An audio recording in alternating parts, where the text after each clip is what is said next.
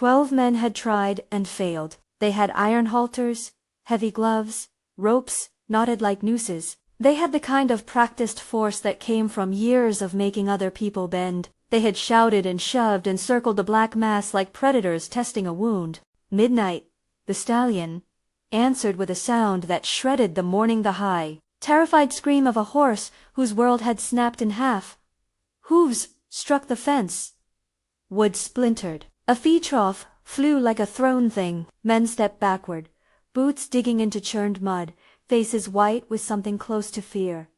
Sweat ran in fine rivulets from the necks of some. Owen Kane barked orders that landed on panic and ricocheted away. Guards flung nets, reached with no advantage. The horse's dark eyes were all surface, brilliant with terror. Elena Torres stood on the edge of the paddock and felt her baby move. A small, steady kick against the metal of the coin she'd kept in the pocket of her apron. She was 8 months along, and the impossible weight of her belly had taught her how to breathe differently, how to get air to the places the child did not yet need to know about. She wore the uniform of the housekeeping staff, plain blouse, skirt, sleeves rolled, hair tucked into a sensible knot. The uniform made her small in that space of men and violence, a human-scale thing amid their armor. But the thumb and forefinger of her right hand had learned another language long before the city, before the estate, the language of livestock that listened to nothing but the rhythm of caution and candy. She stepped forward.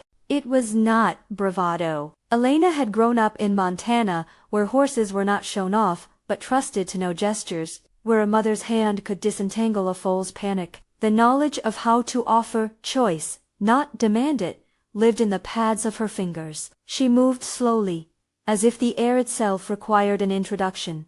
No one stopped her for a heartbeat, because the men were busy staring at broken wood and at a horse that had become an instrument of its own terror. Then a god spat. "Get out of the end," pointed. Elena kept walking. She held a sugar cube between those fingers, like a small, white peace offering. It rested in the hollow of her hand. Sweating a little in the heat, the only thing she had carried with her from the pantry when she had heard the shouts. Behind her, Margaret and Maria had been at the house for hours. Elena had told them she was going to the stables to check the tack. No one had imagined she would approach a horse the estate had failed to steady.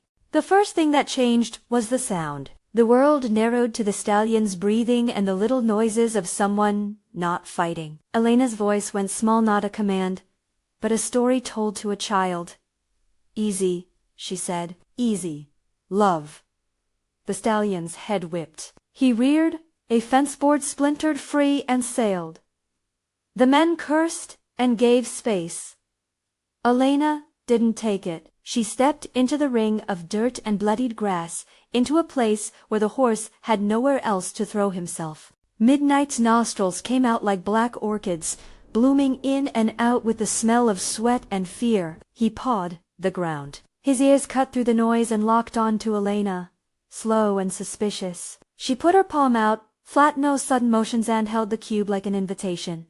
She kept her shoulders loose. She let the sun hit her face and the horse's shadow fall over her lap and felt the baby move again, a reminder that gentleness mattered in more ways than one.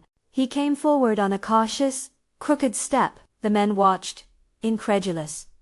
A guard's jaw tightened. Some of them had never seen a person do nothing and have something happen for it. Elena did not look at the guards. She fixed her eyes on the horse's mouth, as if listening to a secret it wanted to tell. Midnight snuffled the sugar cube with a sound like a small storm subsiding. The muscle of his jaw shivered and unbunched, as if something had been held taut and let go. When the horse licked her hand, when the warmth of that enormous muzzle pressed against the tips of her fingers, a hush fell over the paddock like the sky closing. Someone, later, would call it miraculous. Elena called it patience, and the right offering. She laughed, Dana tiny. Incredulous sound. It broke the tension, the way laughter can when you've almost been crushed by worry and find a foothold. The sugar cube dissolved between his teeth. He lowered his head and blew out a long breath that vibrated her palm. The kick of a folno. The small, steady shift of her unborn child made her hold on to the sugar cube, and the moments like a prayer. Alessandro Salvatore watched from the study window above the paddock. He had seen many kinds of submission in his life. Men bending at desks, guards bowing under orders, rivals flattened by the weight of his reputation. He had not expected, though, to watch a woman small and visibly pregnant stop a man-made storm, with nothing more than a cube of sugar. He was not a man given to unclasped feelings. He observed and measured the way others acted under pressure. The scene reframed itself as a test. The men had failed, a maid had succeeded. That should have been an insignificance among many. Instead, it lodged. He turned away from the window and then back again because the image lodged twice. The stallion's neck like a tense rope, the thin hand against that neck, the delicate vulnerability of a woman who seemed to be holding something enormous with both hands. It suggested something he could not name, an undermining of the utility of force. By the time Elena led Midnight back to his stall, the men had mopped brows and tried to compose themselves into routine. Owen followed close, shoulders squared, as if the world should declare that he had always had it under control. He ought to have been angry. He ought to have written a report, but he kept his eyes to the ground when he addressed Elena, an odd tilt of deference in his voice. "Miss Torres," he said. "That was there'll be questions." Elena straightened, careful. She kept her hands where she could see them, still smelling of hay and the faint sweetness of sugar. "He wanted to be asked," she said, words low and exact. "He wanted to have a choice." Owen's mouth did something, an attempt at a laugh that didn't reach his eyes. "You can't just. That stallion is dangerous. You're pregnant. You should be. Safe isn't always where you're told." Her voice had the clarity of someone who had lived a good deal of life trading safety for necessity. He calmed. "That was the point." A small cluster of staff lingered at the edge of the stable like birds on a wire, gossip perched and waiting to be plucked. Maria and Margaret came up along the lane, their faces pale under their practical hats. Margaret's hands were skin like old leather, knuckles knotted by years of work. She looked like someone who kept the household from falling apart and had learned the cost of notice. "You're lucky," Margaret murmured when Elena reached them. "Lucky and bold. Both of those can be dangerous, Margaret." Maria's voice was softer. She'll put a hand at Elena's elbow, like she might steady a cup. "Come inside. Warm your feet. You shouldn't be out in the cold." Elena's feet were muddy. The baby pressed outward against her ribs and made her laugh again, half from joy, half from the sharpness of being alive in a place where life could be traded like a commodity. A secretary from the house appeared at Alessandro's door, breathless from running. "Sir, Miss Torres is at the stables." He didn't need the rest.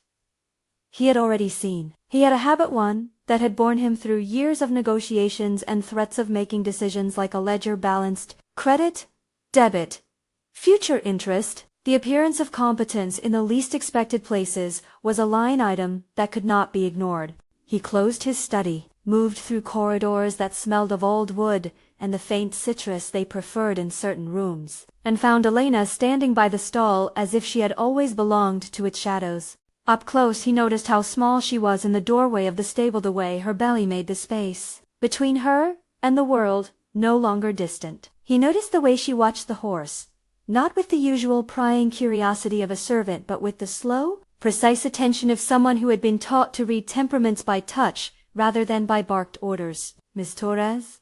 He said it as a name meant to hold weight. "You have steadied my horse." She looked at him straight on, unafraid. There was a clear note in her face. "Assessment." "He let me," she said. He needed a choice. He listened to that and then did the kind of thing that made people speculate in the dining rooms for years. He made a decision that had nothing to do with profit or immediate advantage. "I want you to be the one to care for him." That announcement turned the air in the stable. A guard whooped low and then coughed. Gabriel, who was standing behind Alessandro with a tray of documents, blinked as if a lamp had been turned up partway through the night. Elena's heart knocked against her ribs for a second, not from fear, but from the sudden, vertiginous possibility of change. "Sir?" Owen interjected. "The ways of men who managed risk. We don't assign household staff to the stables without—" Alessandro looked at Owen like he was someone making a child's argument. "Miss Torres will be paid accordingly. She will have time for medical appointments. She will have lodging nearer the stables. The horse is mine. The care is mine. Do whatever you require to facilitate that." He spoke like an owner, not a patron. The words satisfied some papers somewhere in the house's invisible ledgers. Gabriel stepped forward with a small, efficient smile. "We'll arrange the schedule, sir. Miss Torres, if you'll come to my office in the morning, we'll—" Elena folded that offer around herself carefully. She thought of the coin in her pocket, of the list she'd been keeping in the margins of pay stubs, a mattress, a second blanket, a small cot for the child when it came. She had learned to measure kindness in the currency of shelter. To be asked to do what she had done was not exactly charity. It was employment. It was proximity to an animal whose trembling had unmoored something inside her. The decision felt less like acceptance and more like taking hold of a rope that might help her pull the future closer. "Thank you," she said. "I'll come." Her voice was even. There was no performative gratitude, only something more precise. The acceptance of a trajectory. Elena had never imagined that feeding a sugar cube to a frightened stallion would alter the path of her weeks, but suddenly it did. A small promise moved across the ledger. The house settled into a new rhythm around that decision. Gossip spun like threads. Some of it was the harmless, kindest sort that filled idle hours in the kitchen with small laughter. Some of it had the dark, familiar edge that always followed proximity to power. Men whispering about what it meant to be seen. Margaret was the first to hand Elena a cup of something warm and not ask for a thing in return. Her glance carried the weight of warnings. "Notices a knife on a porch, Elena," she said, as if pronouncing a proverb. "It cuts where you don't expect. They'll notice you now. Not because you're better, because you are useful." Elena's laugh, this time, was not the light thing from the paddock. She set the cup down and placed both hands over her belly for a second, feeling the small, insistent presence. "I know," she said. "I don't intend to be useful because I belong to someone. I intend to be useful because I've always had to make a living with my two hands." "Your two hands are honest," Margaret observed, as if that was solace enough. Elena had to be practical. She kept notes on a scrap of paper she folded into a pocket.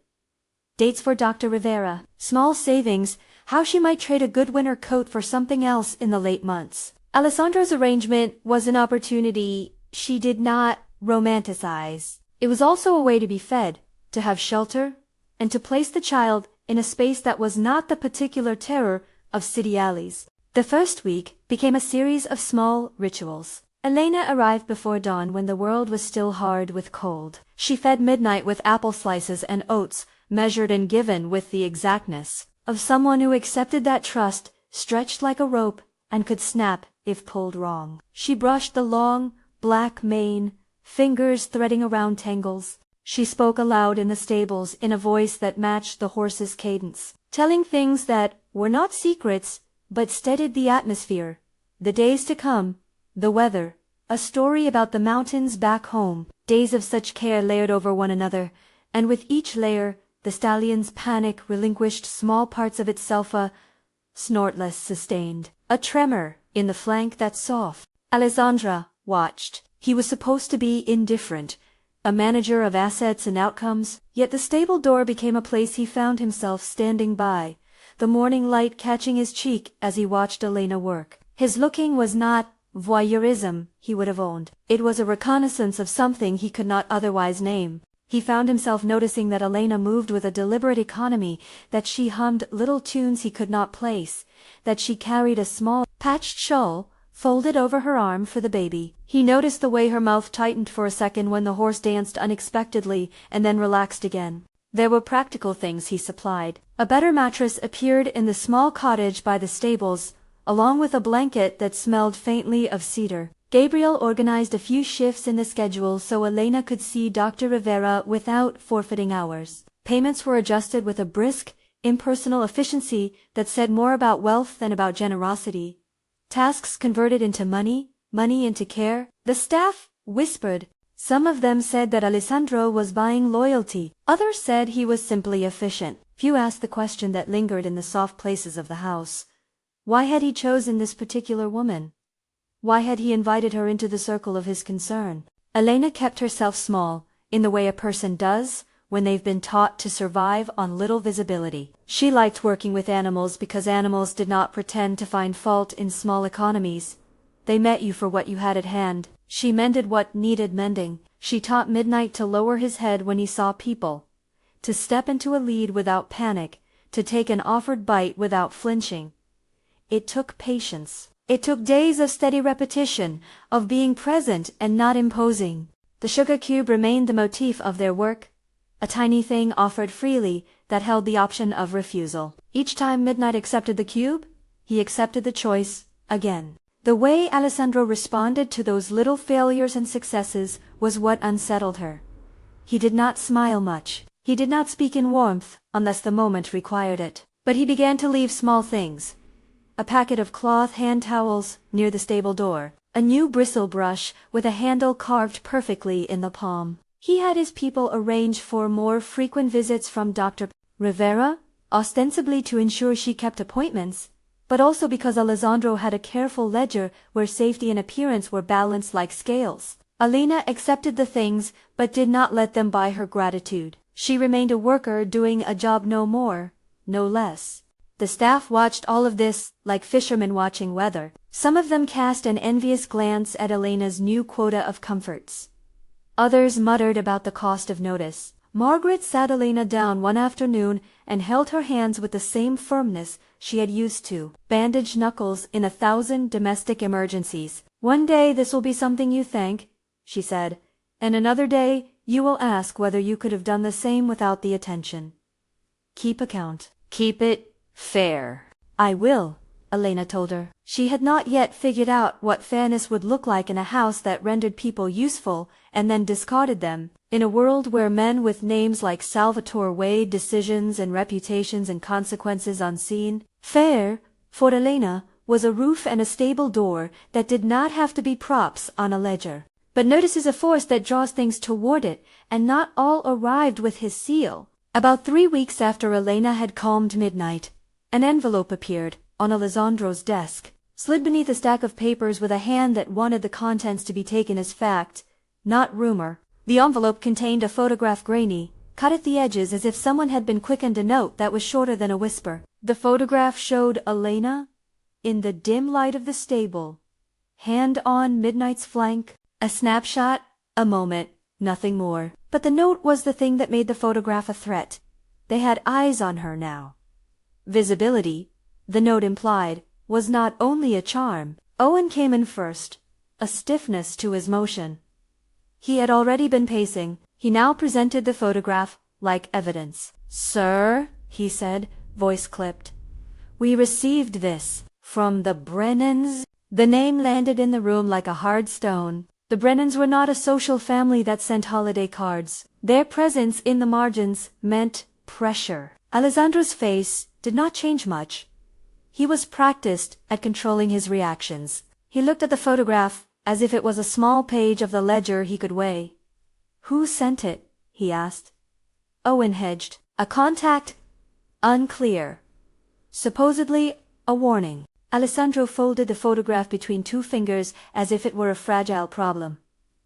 Elena was not in the office. She was at the stable when the photograph arrived, brushing Midnight as she had done every afternoon, humming some song like a stitch in her mouth. Gabriel left a note with Maria to tell her not to worry. But Gabriel's face was the color of someone who knows the way things multiply when they are left unanswered.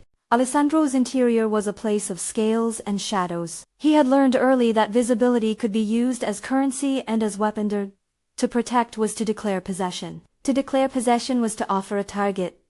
He could shelter her. He could move her to a place that would make the note's threat less practical. He could exile her, pay her off, cut the thread loose before it wound around anything dangerous. He had options that were options only because of the cost they exacted. The ledger wrote itself in his mind with every possible outcome. He thought of the way Elena's hand had lain against the horse's neck and how the sugar cube had dissolved into something larger than itself, a choice, a way to be seen as useful and not merely invisible. He thought of Margaret's warning ringing like an old bell, warning of knives and porches. He thought of the baby in her belly, a life that had no leverage in his columns. The decision he made next would not be without consequence. He stood in his office, the photograph between his fingers, watching the smoke-gray light fall across the floorboards. He imagined the Brennan's intent, the ways in which a message could be shaped to frighten people into obedience. He imagined Elena's small hands calloused,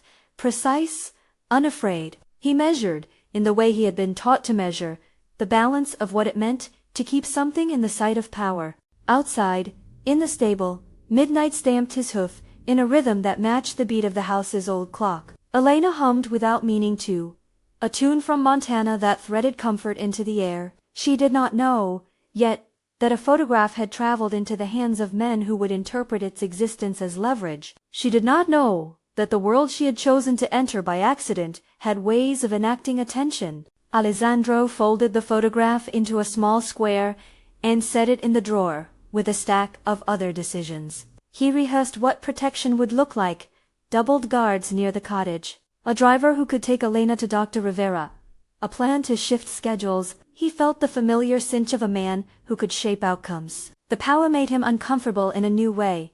Not the thrill of possession, but the weight of responsibility. Night fell. Elena tucked a shawl over her belly and stepped out into the cold air, the stars like small holes punched in a thick sheet. Midnight nuzzled her hand, soft and solid, and she rested her forehead against his flank. She did not know yet what the photograph meant. She only knew the horse, the small life inside her, and the taste of sugar on her tongue. From that day when 12 men could not do what she had done with a small white cube, she thought, for a moment, of the coin in her pocket and the list she had been making. She thought of a cot, of daylight that warmed wood, of a child who would not have to wait for charity.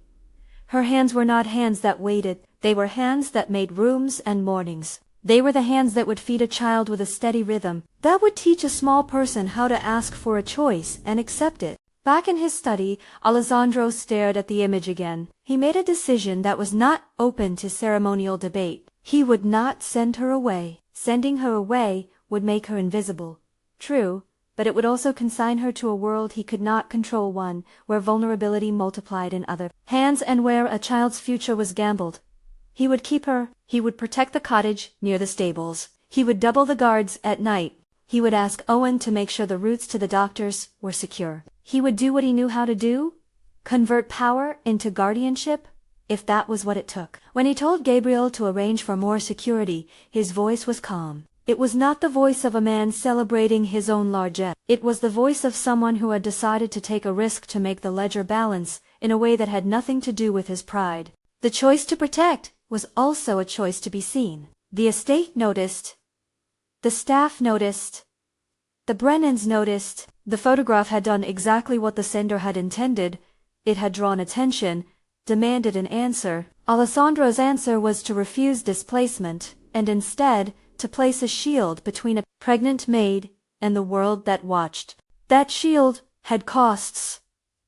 It would bring more men into Elena's life who measured her presence against danger. It would make her a thing to be guarded and therefore a flagged object. It would, in all its logic, make her less free, even as it declared her safety. The ledger had been balanced on a new equation.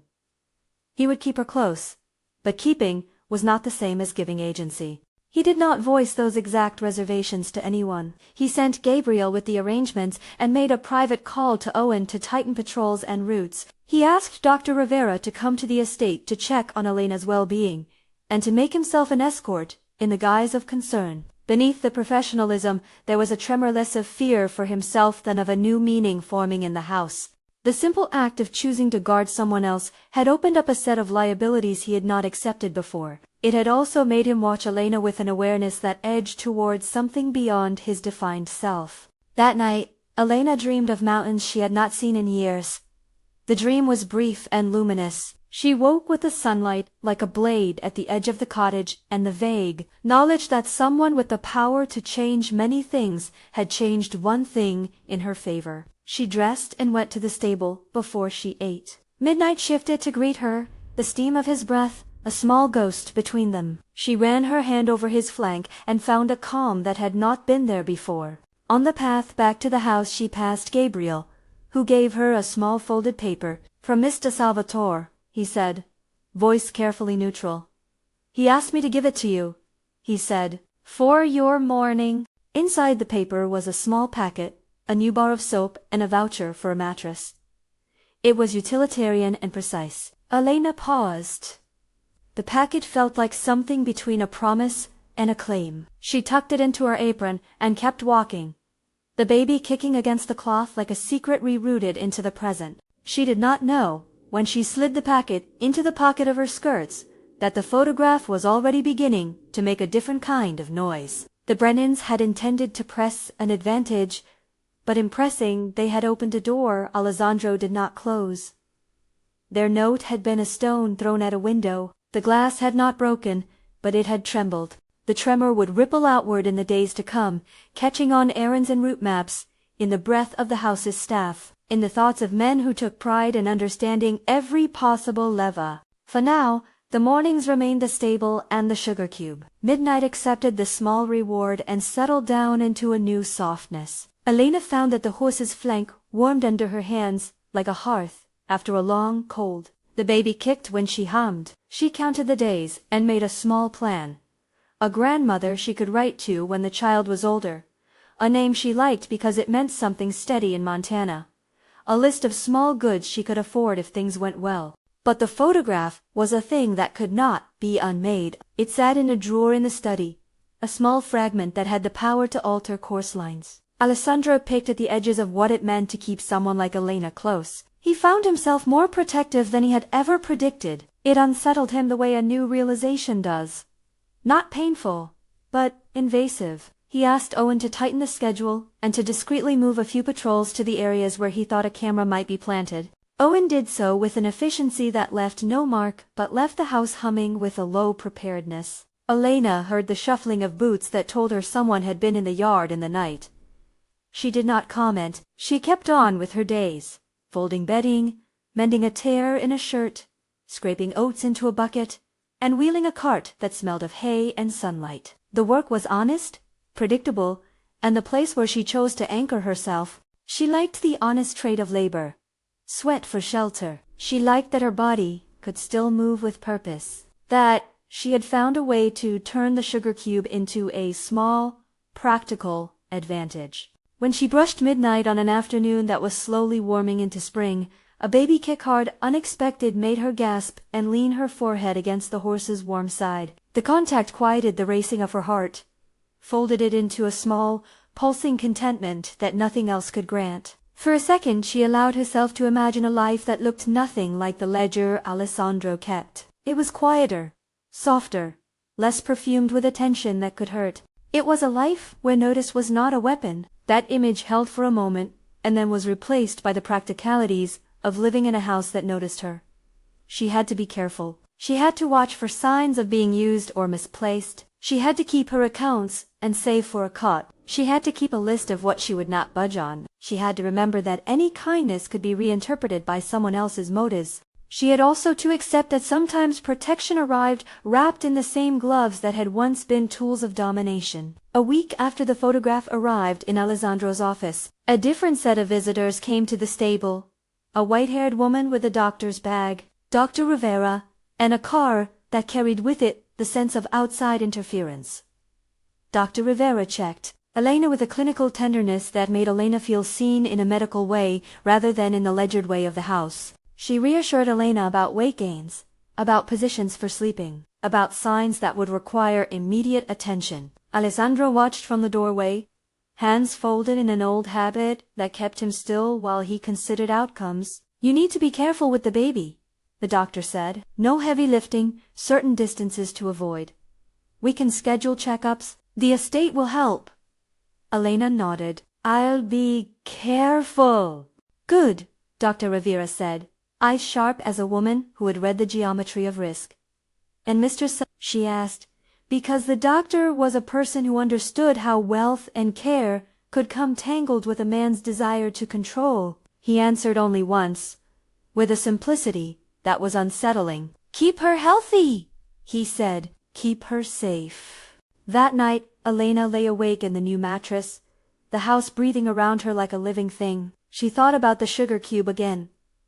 How a small thing could change a moment's direction. She thought about the photograph and the men who sent it, the Brennans, and how their intent had been to frighten. Instead, it had forced a choice. She had not yet made the choice on whether to stay under Alessandro's protection for anything beyond the fact that staying gave her the means to feed herself and the child. But that had weighed enough for now. She closed her eyes and felt the baby move like a tenant shifting in the thin apartment of the womb. Outside, a light in the study went on. Alessandro was awake, turning the photograph between his hands. He had chosen to keep her, to guard a small life. But guarding had consequences that would wave outward long after that night. He knew that well enough to wake and write into his ledger again. In the stable, the next morning, Elena found a small tin box on the shelf with a note in Alessandro's precise handwriting, for when you need it. She did not open it in front of Gabriel, who smiled like a man satisfied by small efficiency. She slipped it into her pocket and felt its weight, a small legal tender against uncertainty. Then, as the sun came up in a thin line over the fields, a groom from the south courtyard arrived, breathless, with a message. He had seen men in a car that did not belong to anyone in the household. He had heard them ask for directions to the lane where the staff cottages sat. He had watched them snap pictures from a distance as if they were doing something else, and were not. The news landed with a small, practical thud. Elena felt the familiar cold of being watched, but now it had a face. She thought of the photograph, of the Brennans, and of a ledger that could be balanced with force. Her hands tightened into fists. The sugar cube in her pocket was a child's thing. It could not stop a camera. When she looked up, she caught Alessandro watching from the doorway. His face did not reveal anything he did not want it to, but his eyes were the color of someone who had decided to act before the ledger could tilt too far. He walked to her without ceremony. He did not need to ask if she was frightened. He saw the set of her mouth and the stiffness at her shoulders. He watched the way she kept her hands clasped over the tin in her apron. "Stay near the stables today," he said, voice low. "Take only what you need. If anyone asks, go to the house. I'll arrange for a driver, or you could pay them for curiosity," she said, attempting levity, though the joke tasted metallic. He did not laugh. He put his hand on the stable door, fingers spread like someone who had been trained to make a space his grip could measure. "I won't pay them," he said. "I will keep you." Elena heard the words and understood them both ways. Protection was not always choice. Sometimes it was a net thrown without consulting the person it was meant to catch. She wanted to be clear. "Even then, I don't want to be kept," she said. "I want to work. I want to be paid. I won't be moved because someone thinks they can frighten me." Alessandro's thumb brushed the edge of the stable door. For a moment he was a different kind of man, less an owner of reputations and more a person offered a proposition of mutual respect. "You choose," he said. "I will act on that choice." That afternoon, as Elena groomed midnight and counted each stroke like a promise, a car slowed down beyond the hedgerow. Someone leaned out and pointed a lens as if the world were a specimen. The car moved on. It left a smell of gasoline and an impression. The photograph had been only the beginning. Elena felt it. The scrape of being watched. She set the brush down and placed both hands against the horse's side. The animal nuzzled her palm. She felt the baby press against the place where her ribs met her belly and understood that visibility doubled as a danger and as proof that someone would now watch them. When she walked back toward the cottages later, she found Gabriel waiting with an envelope. Inside was a second photograph. This one was close-cropped. It showed a shadowed driver taking a picture of the stable as if he'd been waiting for a year. The envelope smelled faintly of cigarette smoke. "You should see this," Gabriel said without preamble. His voice carried the neutral tone of someone delivering a package he wished was not his. Elena turned the photograph over in her hands. The image looked smaller than the moment it had captured. Still, it held the capacity to direct a life.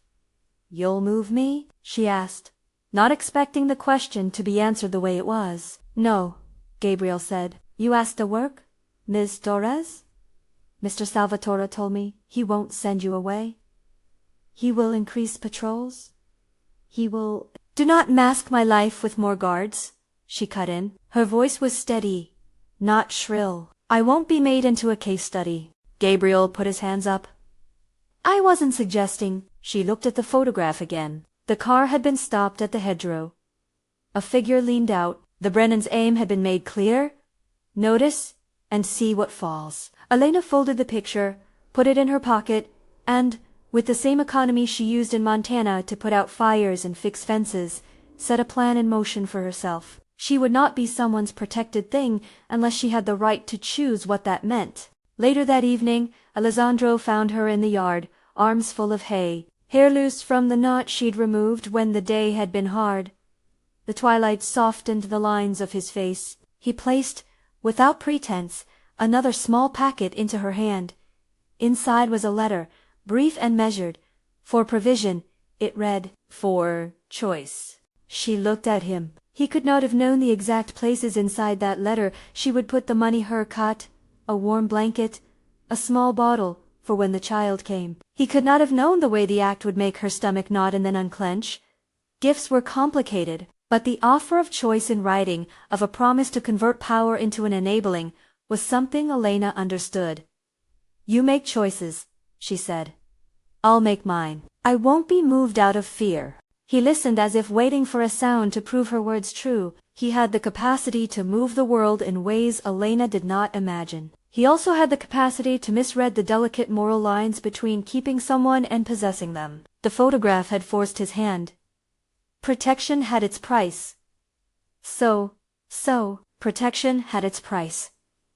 So did staying. Elena held both facts like two cooling irons, one warmed by the thought of a roof and a stable, the other by the knowledge that attention had teeth. She decided, anyway, not because Alessandro had laid gold at her feet, not because the mattress and the extra blankets cured the very real, practical terror of being watched. She chose because the work itself, because the rhythm of feeding and brushing and coaxing a giant creature into kinder responses was how she had learned to make sense of days. She had been invisible for most of her life. Now, visibility came with danger, yes, but also with a thin, rare possibility, influence. She could trade her labor for a safer place. She could bargain for the child's future with the only currency she had, her hands. The house watched her choice the way it watched weather change. Some staff celebrated quietly, relieved to be near something that seemed to bring order. Others,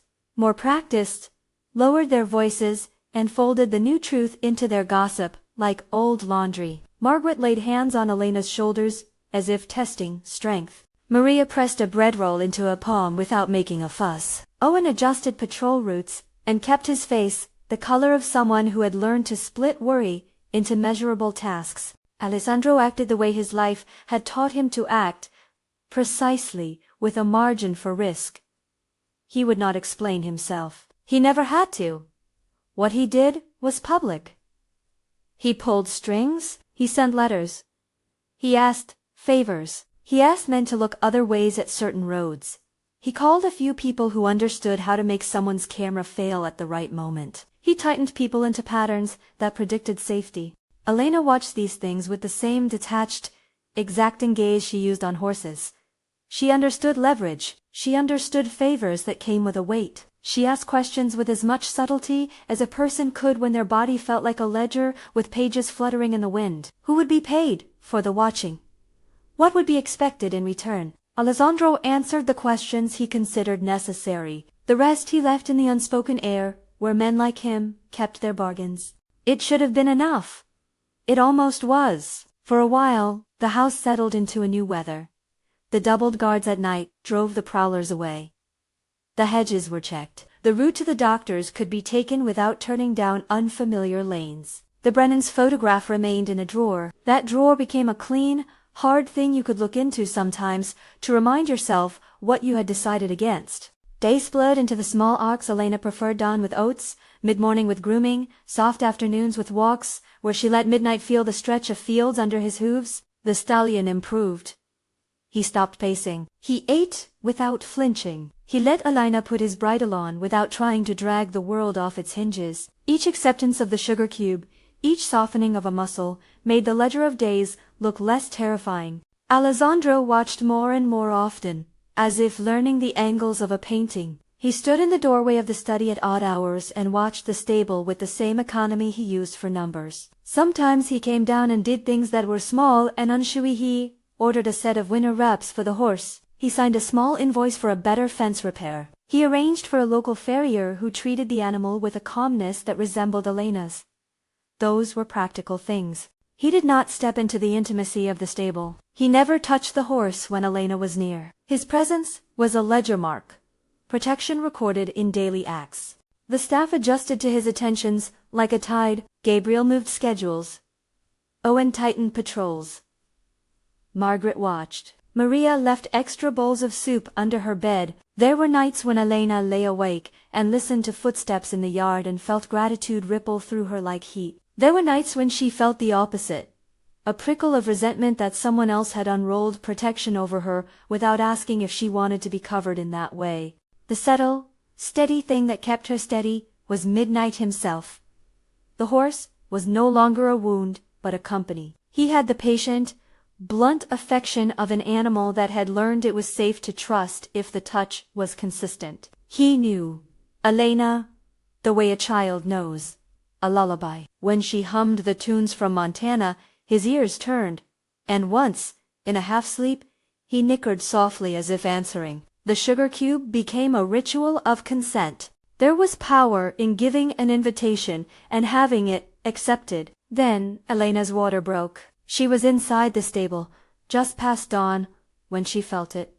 A warmth, then a bloom of pain that made her knees shift and the world hold its breath. For a second there was only the smell of hay and the horse's steady breath. Midnight nudged her shoulder, as if testing the mood of the day. The baby sharp and urgent kicked hard enough to make Elena inhale a sound that wasn't a sob exactly, but a rearrangement of focus. She had practiced for cramps and late-night aches and had a plan for this kind of eventuality. There were lists for most things in her pockets, but the first contraction arrived like a bell clapped in a long corridor. It made words like plan and list brittle. It made practical things turn into immediate things. Elena steadied herself against the stall door. She had to breathe differently, slow, through the teeth, counting down the way her mother had taught her, with cows who needed coaxing. The baby's movements tumbled against her ribs, demanding a faster method. She thought of where the house had been when she was 9 and had sneaked to the barn to nurse a fevered foal. She thought of nights when her own mother had walked with a lamp and murmured.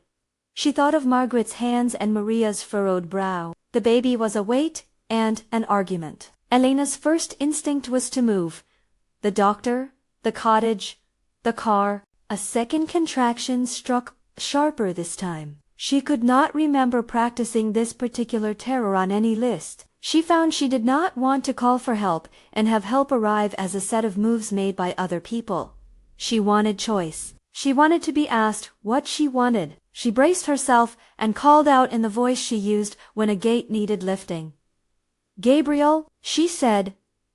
"Maria." Gabriel came first, pale, with a crispness to his steps that had been learned in hushed corridors. He took one look at her and stopped being the man who arranged schedules. He immediately became the man who arranged outcomes. He was on a phone before he had the words.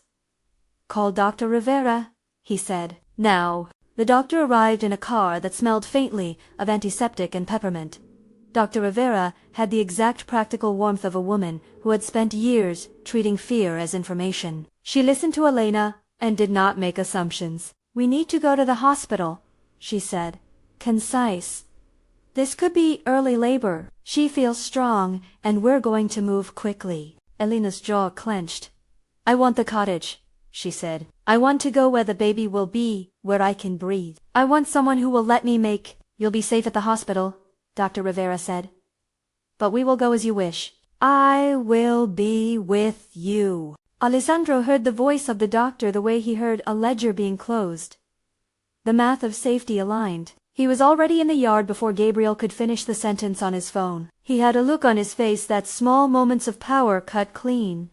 A man who knew how to act, and who had decided to act without drama. "You go with Dr. Rivera," he told Elena.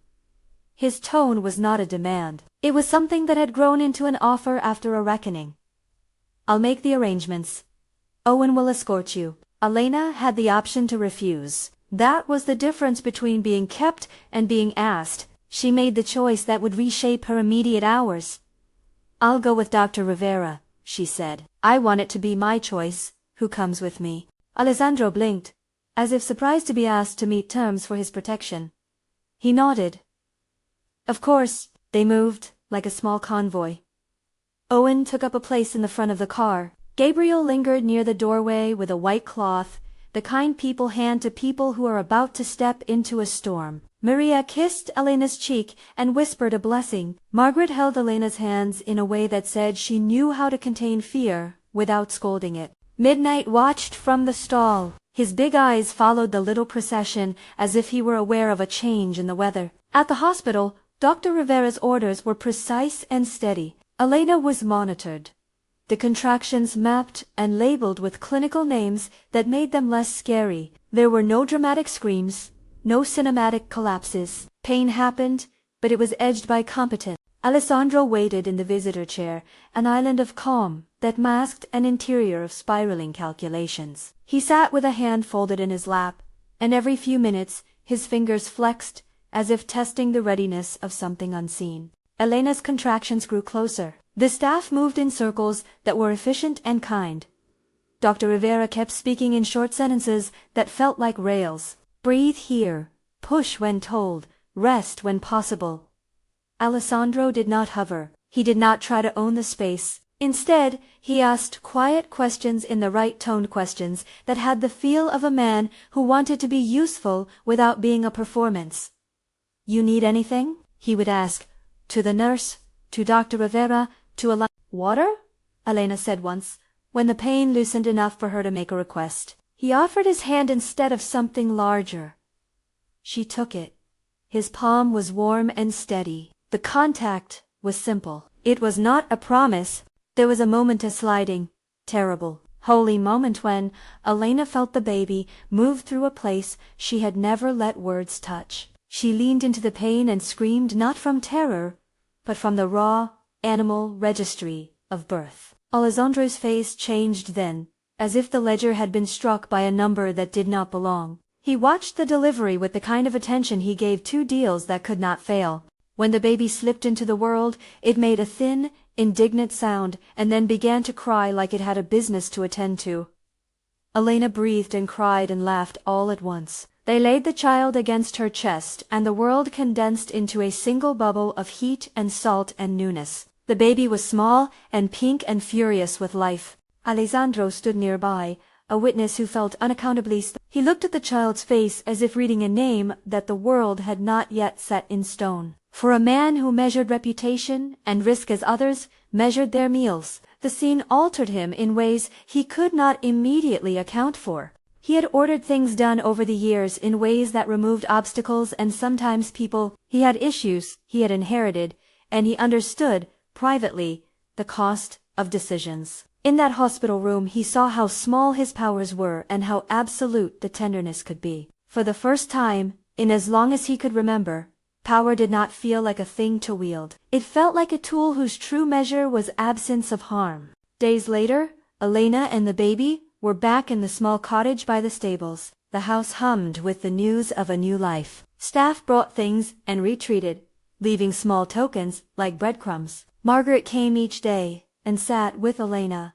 talking low about small tactics for sleep and feeding. Maria baked bread and hung it to cool, bringing over a cup of warm milk at odd hours. Even Gabriel found himself standing at the doorway, hands empty, eyes attentive. The media of power Alessandro had used to protect her had been quiet. The Brennans' pressure had been deflected by ways the house refused to expose. The precise maneuvers were not spoken.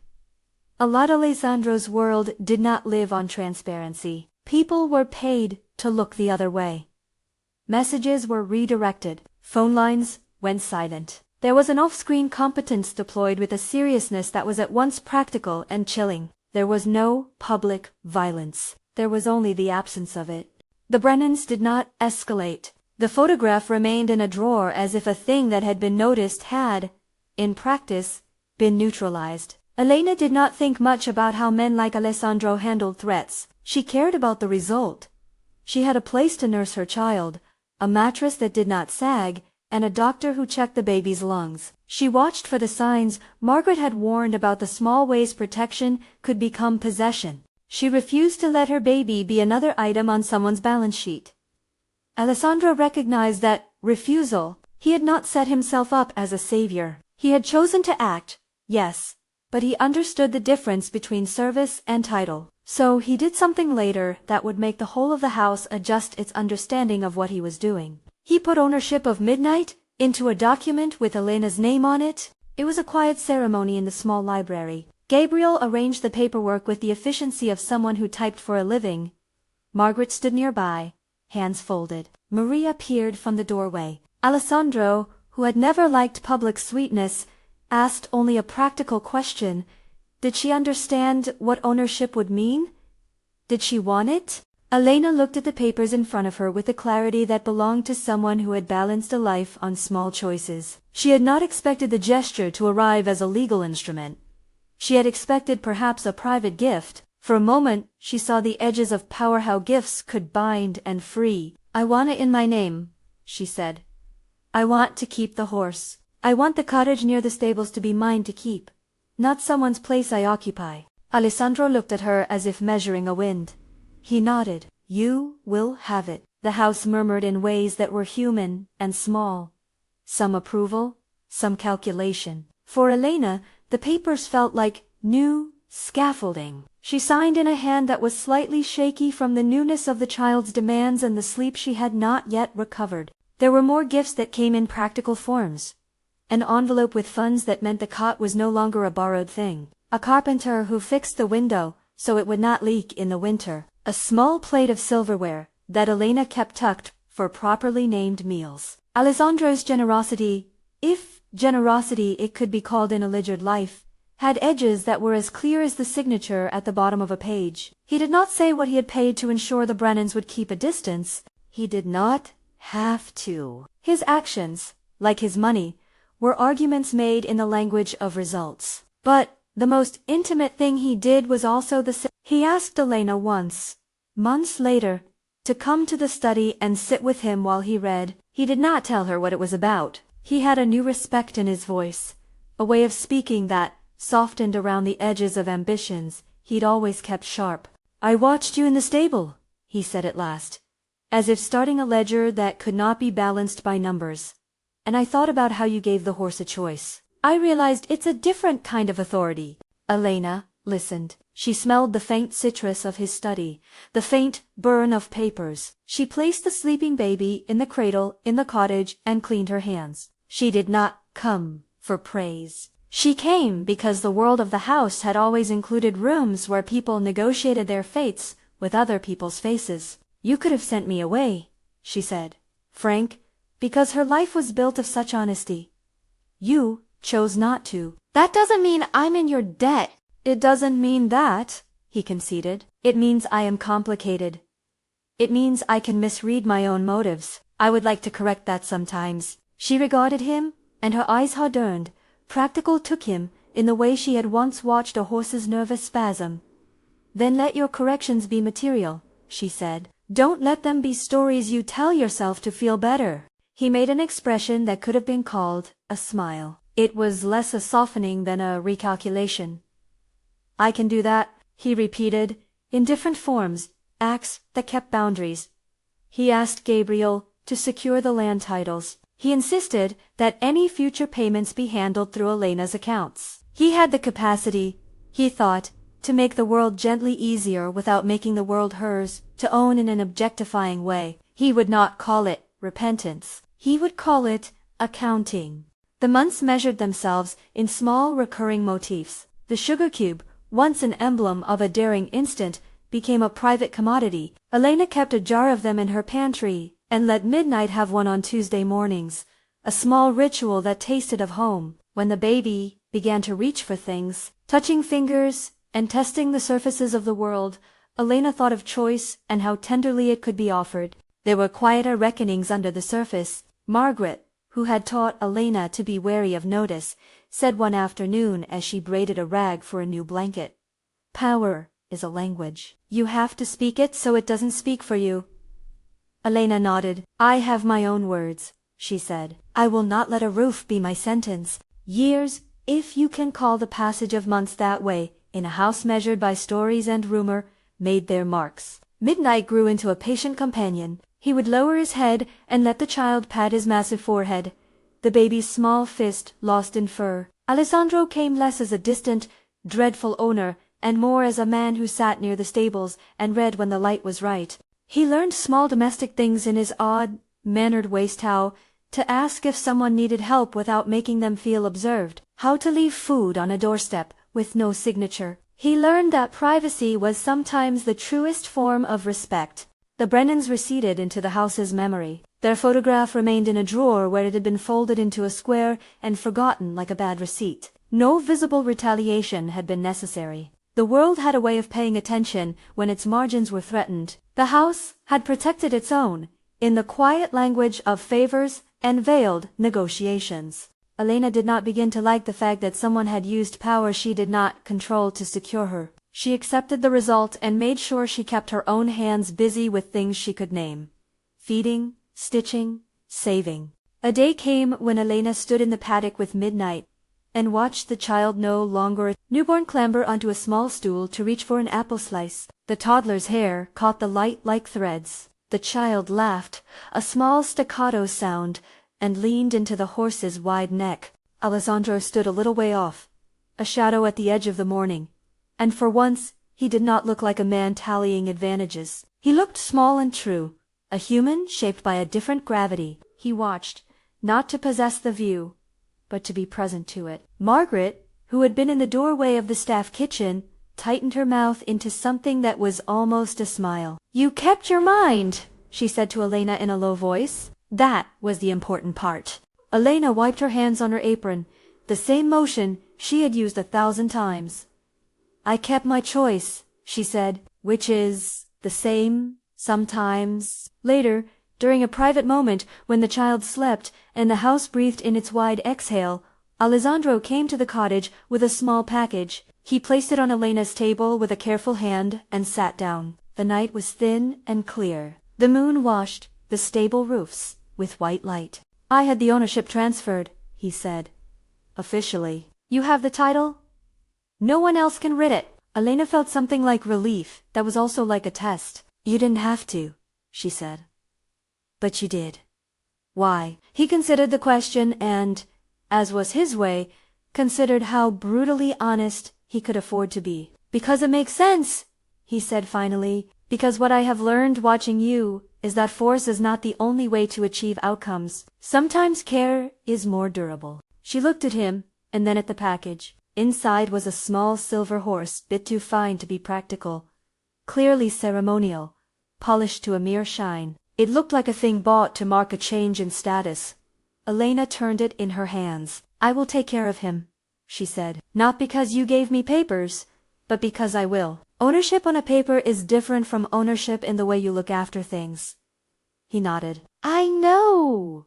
There was a long pause, and in that pause, both of them understood something neither had been willing to say directly. That power could be redefined. It would not be easy. It would require constant attention and naming. It would require Elena to continue making choices in a world that kept trying to make her invisible or to make her an emblem.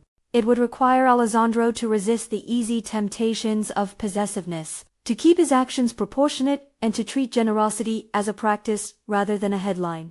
On the day the child took tentative steps toward Midnight and then fell into a heap of giggles, Alessandro bowed his head not to her, but in a peculiar, private respect for the small economy of the life that had been grown inside Elena.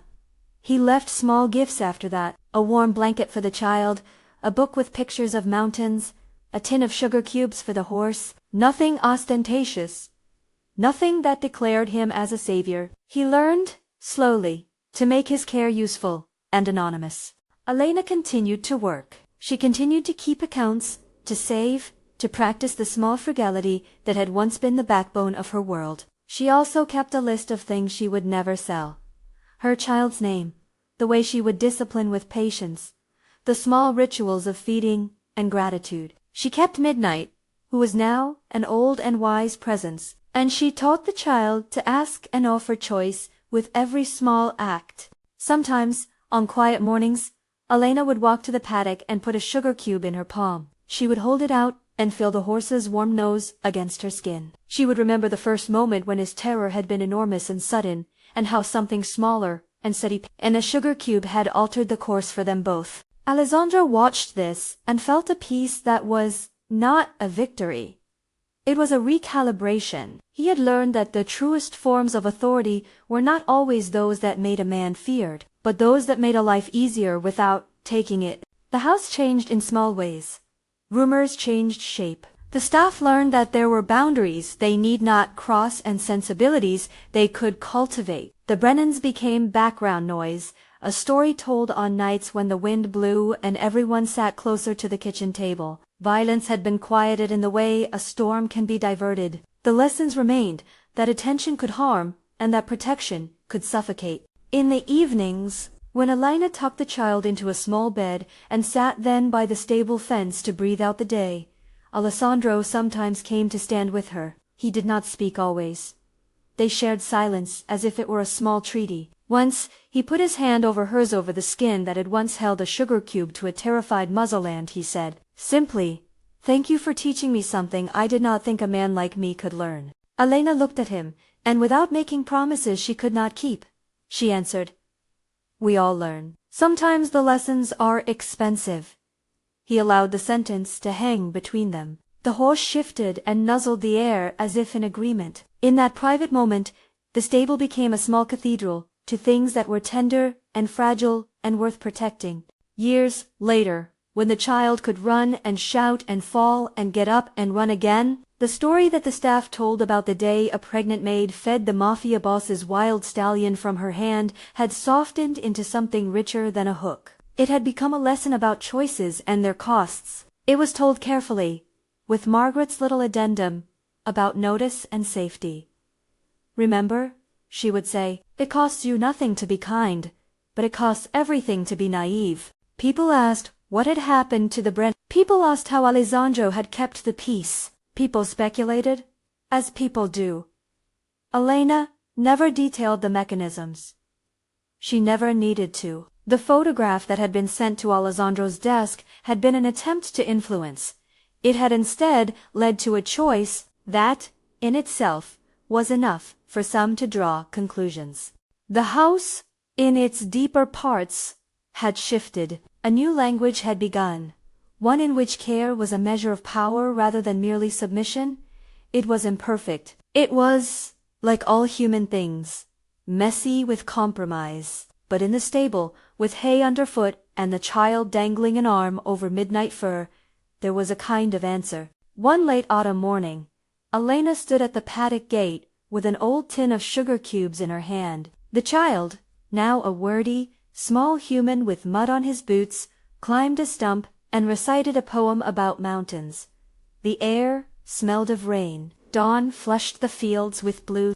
"Give him one," Alessandro said from behind her, voice in the distance, softer than the house had a right to be. He had been watching from the study window like some nocturnal gardener. His presence was no longer a ledger entry. It was simply company. Elena handed the sugar cube to her child and then to the horse, a deliberate passing of agency. The child offered with clumsy fingers. Midnight took the sugar from a small palm and blew a breath of warm air over the kid's face. Laughter erupted, the bright kind, and Alessandro exhaled something that could have been a laugh too.